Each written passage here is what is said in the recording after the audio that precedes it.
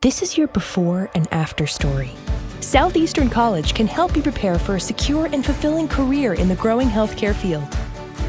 We offer a wide range of careers to choose from, so whether you want to be a medical assistant, medical billing and coding specialist, nurse, surgical technologist, or another healthcare career, we've got you covered. Become a vital part of a healthcare team and make a real difference. Southeastern College, your future is bright. Visit sec.edu to get started. Welcome to Let's Talk Midlife Crisis. I'm Ashley.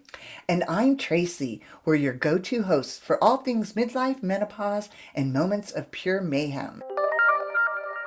And today we have Elisa with us, who is a worldwide transformational coach coming to us from Switzerland. Welcome, Elisa. Thank you. I'm glad to be here with you guys. It's an honor to be able to be a guest in your show that I love so much. Thank you. Oh, thank you. We're so happy to have you. So happy to have you with us today. So tell us a little bit about yourself and how you got into transformational coaching. So yeah, as you said, I'm a transformational coach. I support people who are going through crisis and mostly crisis and existential crisis, midlife crisis, moment of identity shifts, or like those moments where you don't know exactly something is off and you don't know what needs to change, and you feel stuck, confused, you don't know where to go, and so you need help in those moments. And why I ended up here, I was one of them. I was a person going through the same crisis, multiple crises, not just one, because there's not just one crisis in life. And so crisis taught me a lot, brought me here, and now I want to give back and help people who find themselves in similar situations. Wow, that's amazing. That's so amazing. It's awesome. So I have a question. Because when I'm in a situation like that, I was recently, and so I started going to therapy, which I know is very different. How is that different from what you do? So that's a good question. The difference, it's sometimes it's a blurry line. It's not a clear cut. And sometimes you can work, they go alongside. Some people do coaching, and parallelly to that, they're also in therapy because the focus is different. So there are some fundamental differences. I would say 3 really big differences.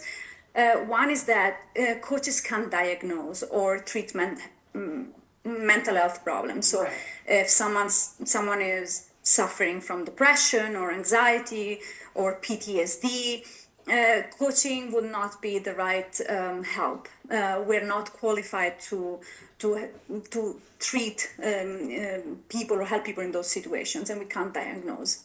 Okay. And so we also deal less with trauma in general. And then we move to the second question, the second difference.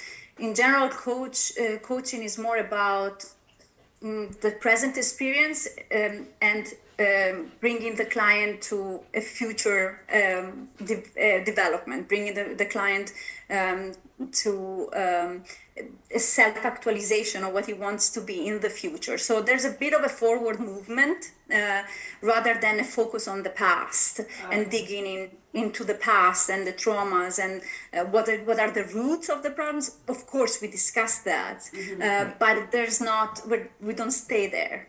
So it's starting from the present moment and the present situation and look ahead. How can we get unstuck from here? How can we bring you farther? What are the limiting beliefs that are now present that we can solve so that you can move forward? So there's this forward movement.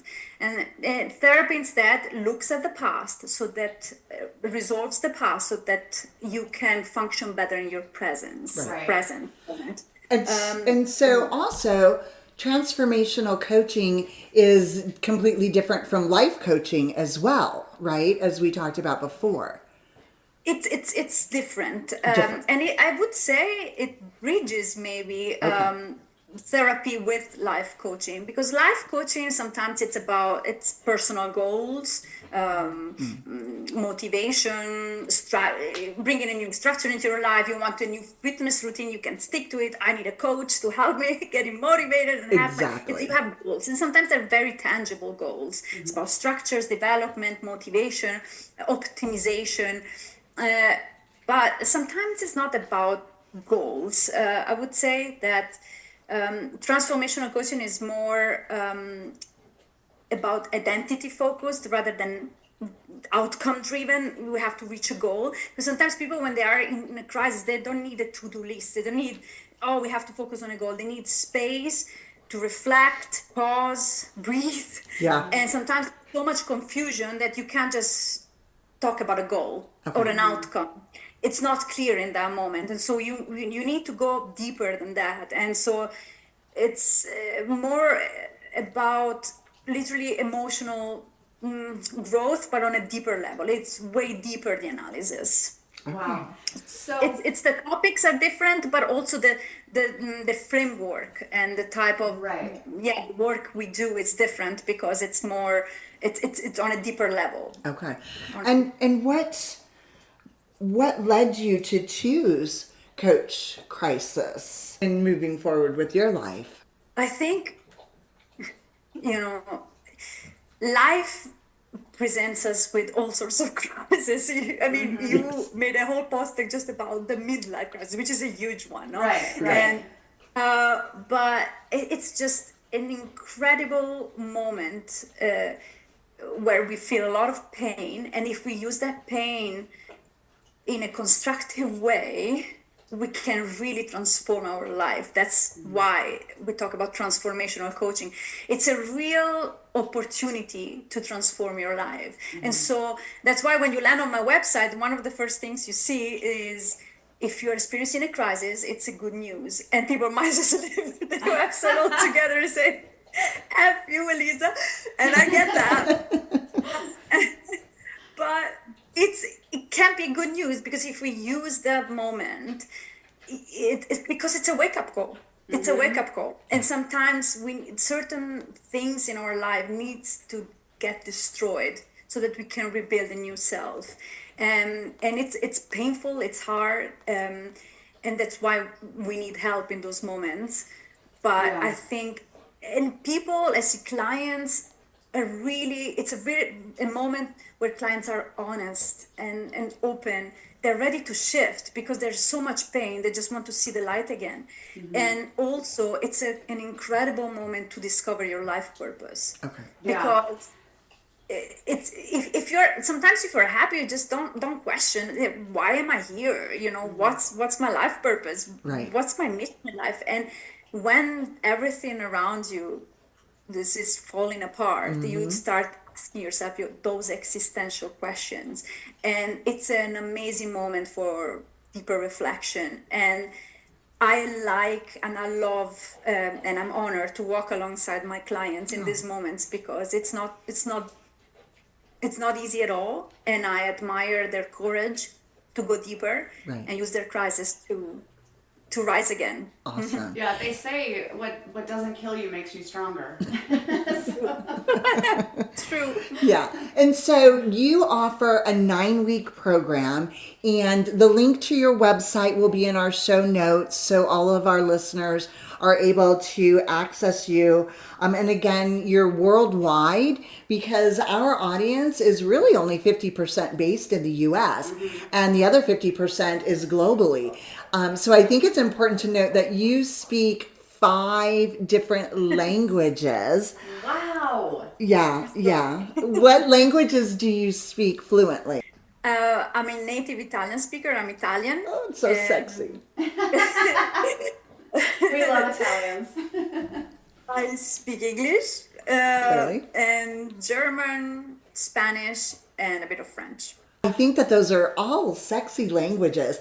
I only speak one. I speak a little bit, poquito Espanol. I think most of us, because we're a border state to Mexico, we do have a little bit of Spanish. But I'm frustrated with myself and our country that we generally just most of us speak one language, Yeah. you know, so that's awesome. Now, we wanted to also talk about redefining the midlife crisis, right? Since we are, you know, that's what our podcast is about, and we're midlife, and which is why we started it, with us talking and our group of Our friends experiences. and our experiences, sharing those and realizing how important it was to have each other to lean on when we were going through these types of things. But can you help us redefine in midlife crisis? Yeah, it's a little bit the same that I was saying before in general about crisis. It's we're not broken in those moments. There's nothing wrong. It's not because it's a crisis. There's something wrong with us. There's a bit of a stigma about having a crisis, and midlife crisis is it's a huge one. It's a moment where people redefine themselves. And you go through a lot, and a lot of things happen in those moments. And yeah, it's not a pathology. It's all good. It's part of human development. We need to see it as a wake up call, a moment where of realignment to who we really are. And up until that moment, maybe we have neglected those questions that I was talking about before. And it's a great moment for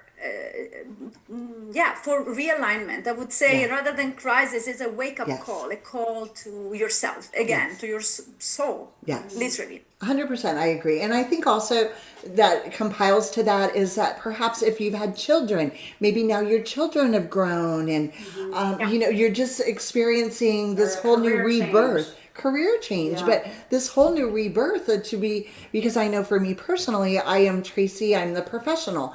I am Tracy, I am the mom. But if you take those things away, honestly, because I had children so young and then again later in life, I don't really know who Tracy is. Yeah. So that makes a lot of sense. A lot of sense. Do you, can you maybe share your experience of crisis or some examples of some ones that you've had great success with? Of my own crisis or clients? Either one. If you're willing to share yours, we'd love to hear it. Of course. I am now 42, almost 43, so I am in the middle of the crisis. Right. But I feel, because I'm a millennial, I think we have been like in quarter-life crisis, like perennial. Yeah. My generation in particular has been in undergoing crisis. Right. Correct. Yeah. But for me, it's been big on professional crisis. It took me a long time to find my place in the world professionally, but also find my spot in the world. As I said before, I'm Italian, but I lived 18 years abroad, outside of my birth country. And literally, where is home? And who am I in this world where I don't know where home is? And also, I found that, for me, it was difficult to feel that I fit in. I worked in corporate.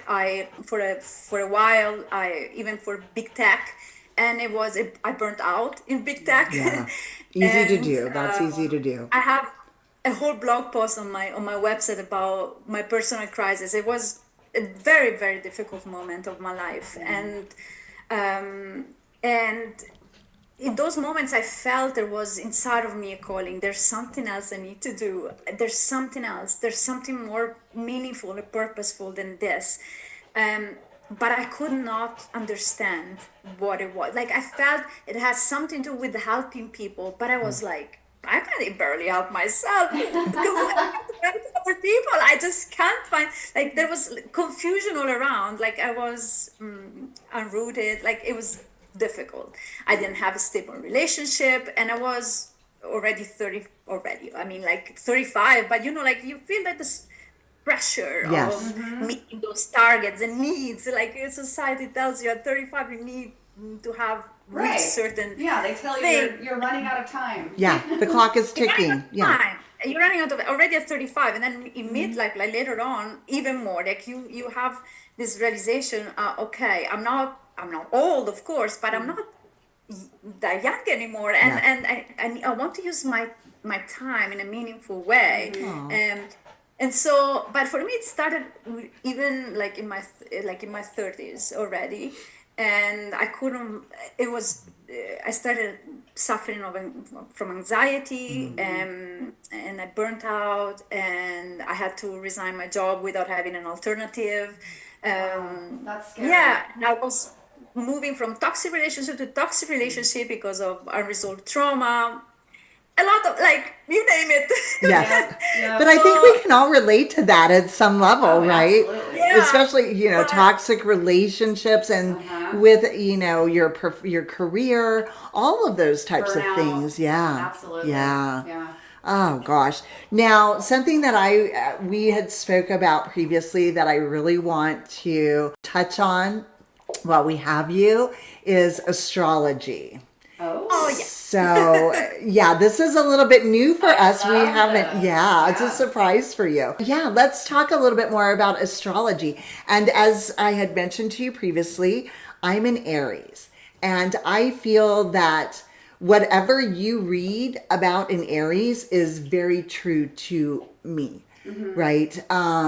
So, and I feel that kind way of, too, I about take it with a Cancer. grain of salt. And you're a Cancer, so let's talk a little bit about astrology and how that intertwines into your transformational coaching. Yeah, I incorporate astrology into my coaching, which is unusual because a lot of people think astrology has only to do with predictions and foresee the future events and circumstances, and like use planetary alignment to understand what is going to happen, which is a part of astrology for sure. But in the last century, astrology has been used in a different way too, because it's an amazing tool to understand personality traits, psychological traits, your blind spots, your strengths, your life purpose, the right career for you, literally karmic lessons, even Yes. past lives. There are parts of astrology that even like have insights into that. It's literally an amazing tool to understand more about yourself, and it has given me a lot of insights about me, better understanding who I am. And I thought, yeah, I want to have this in my toolbox and use it for my clients to understand better about themselves and about their blueprint. Literally, it's a cosmic blueprint. Right. It's not only about your sun sign, which is in your case Aries, Uh-huh. and Cancer? and it's Cancer. That's your sun sign, but it's broader than that. That's what's fascinating, because that's only a tiny fraction of what's your astrological called birth chart or natal chart. Right. And it's basically the moment you're born. If you take a picture of the sky, you see the planets. Where are the planets in their journey around the sun in that very moment? And that gives you a unique photograph of you. Oh, The very moment where you're born, and if you take a picture of the sky, that's your natal chart, and that's unique. And according to how the planets align? ask each other and aligns, and other factors like signs, houses, and aspects, they give you literally a very complex and very deep picture of yourself. And so I like doing that with my client. I'm not, because coaching is not and that's another difference with therapy, that I never Yeah. meant to say the third difference, which is like a therapist has more of the authority figure. I am a doctor, you're a patient. But in coaching, there's not that authority. Okay. I'm like you, and we co-create this space. And there's no, I don't know more than you. I don't know. And you actually know more than me, because the answers are inside you, and I only Right. help you to get those answers out. I I love don't know the answers, you do.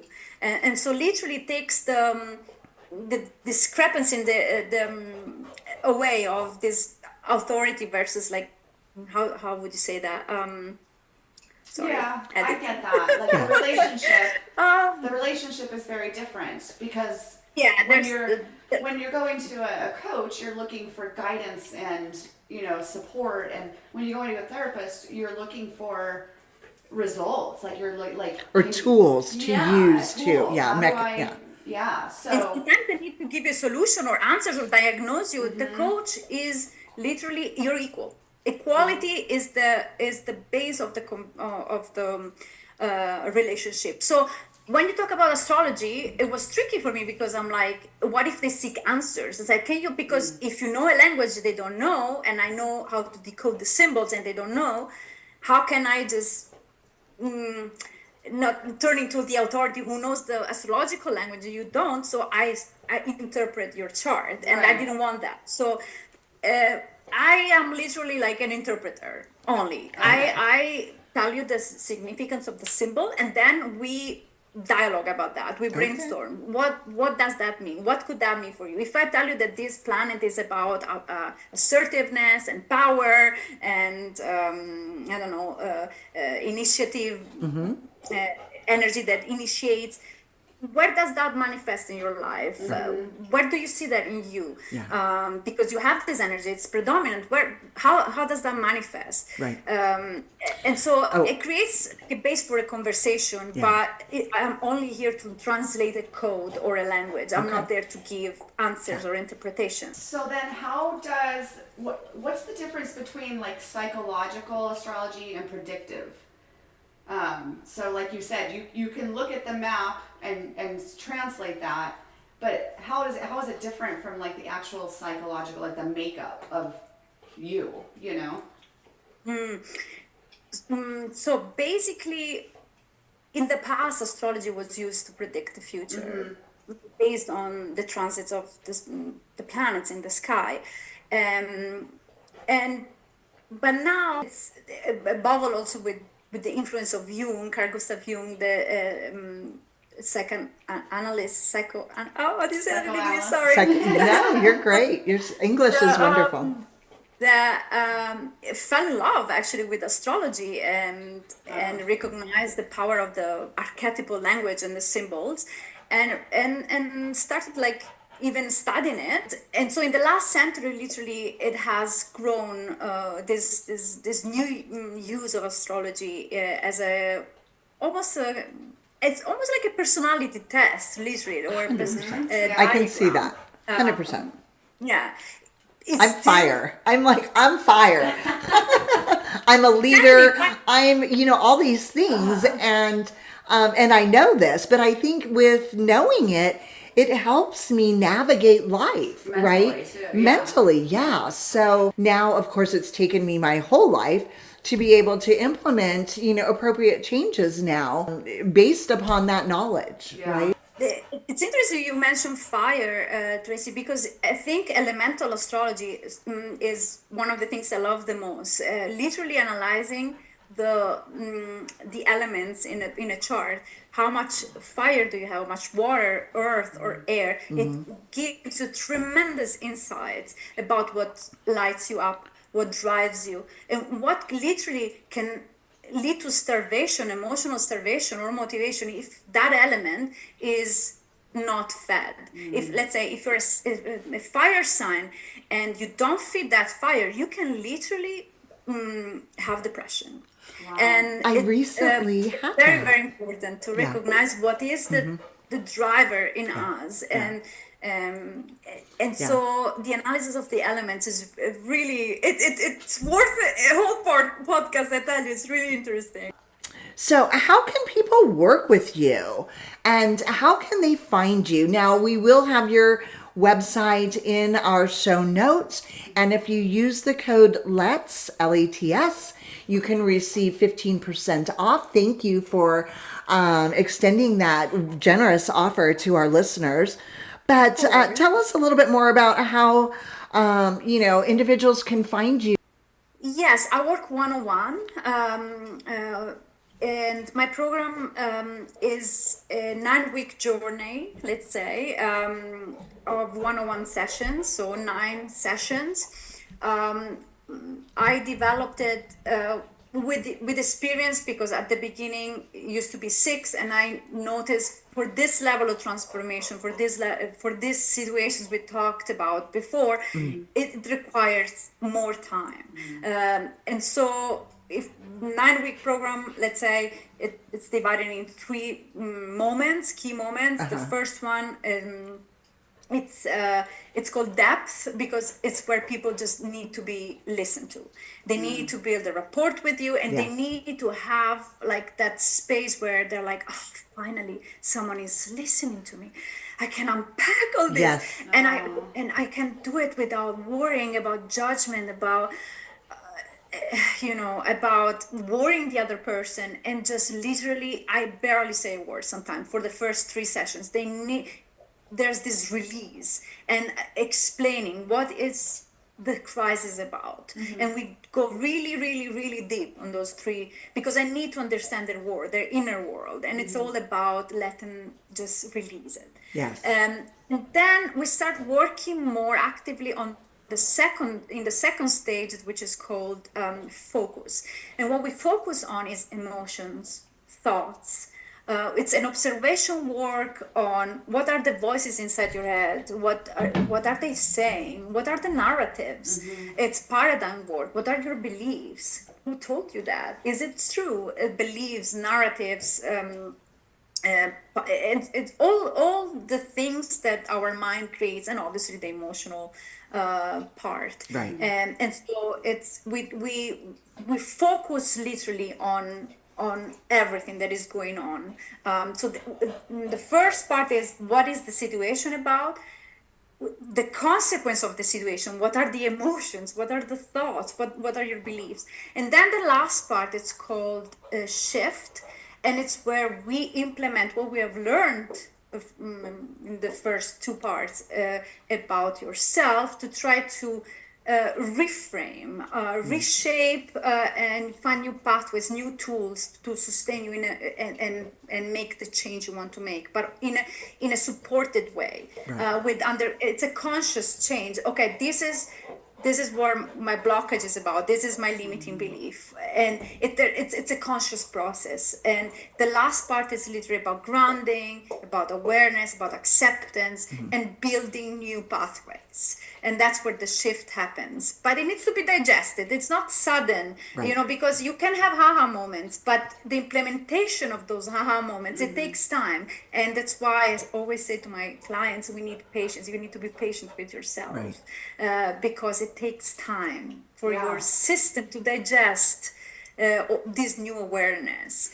And so I try to support them in this, with all this. Yeah, it's interesting that you brought up, what are the voices in your head? What's the narrative that's going on? Because that is just like recognizing that alone, like, oh my gosh, I'm having these crazy thoughts and beliefs, and it's affecting my life in such a big way. And the minute you recognize that and catch it when it happens, like, no, this is what, and kind of train yourself, it's amazing how much that changes your attitude and the way you feel, and just on a day-to-day basis. Right. It's huge.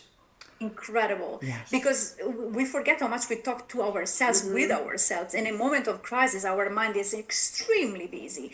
And what is the tone we are using with ourselves? Are we judging ourselves? Are we harsh on ourselves? Right. What are we saying to ourselves? It's not possible. And literally recognizing all the different voices. Sometimes we name even the different voices. There are the people talking, the most supportive one, the harsh one, and some clients we name it. That's the God.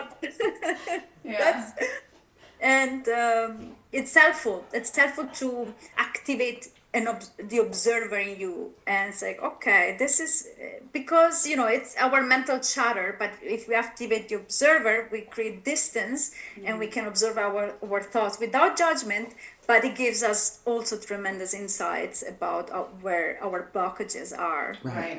Right. This has been so amazing. Thank you so much for being on our show. Again, you can find Elisa's link to her website. And if you use the code LETS, LETS, she is gracious enough to offer our listeners a 15% discount. And we just really appreciate you being on the show and look forward to touching base with you again in the future. Yes, thank you, Elisa. Oh, thank you, guys. It's been amazing. Thank you for giving me this opportunity to just speak with you. As I told you the other day, for me, this is an opportunity to let people know that if they're going through a lot, there's help out there. And for me, it's a way to make myself visible so people know there is help. There is help. So, here I am. So visit my website. You will have a discount. And also on my website, there's a quiz you can take, a free quiz, just to understand if you're stuck, what's your blockage about. And then you can download a printable book that I made just about mental blockages, and that's fun if you want to have something free on my website. Otherwise, book the discovery call with me. I'm always happy to chat and learn about you and see if there's a way I can help you. I would be honored. And thank you for having me on this show. I loved it. Thank you so much. And we love you too. Thank you so much. Well, that wraps it up for today. Thanks for joining us on Let's Talk Midlife Crisis. We hope you got some laughs, a little inspiration, and maybe a few new ideas. If you loved today's episode, hit that subscribe button so you'll never miss an episode. And hey, share the love. Send this episode to a friend who could use a good laugh and some midlife wisdom. Connect with us on social media at Let's Talk Midlife Crisis and let us know what's on your mind. We love hearing from you.